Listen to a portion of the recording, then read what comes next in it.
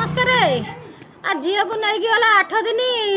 रखिया रखिले 4 मास पुओ काली आसो आ छाड़ू न टिके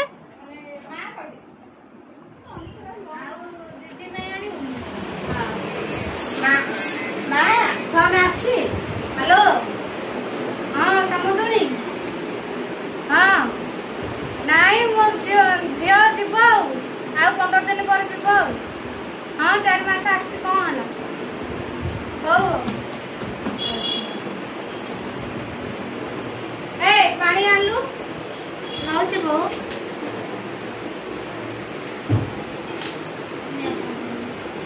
मां हॉस्टल में टेबल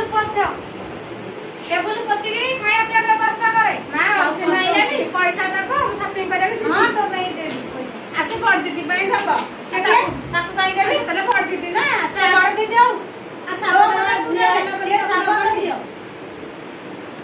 साबत दियो ता कथा कोन अछि ना टेबल पछे साड़ी गला रोसे बस दे रोसे करी ने तो मते मो घर को विदा कर दिया ना ना घर को आगे जाई पारुनी घर पर जाई पारुनी तू पळगु मो घर चचरानी नहीं के करे दे मां तो कष्ट काई भी दो जा दीदी सब विदा कर दियो काई के विदा कर दे हम सासू घर को जीवा छोटो को कते कष्ट दो जा सारा तो कोन असुविधा से घर काम कर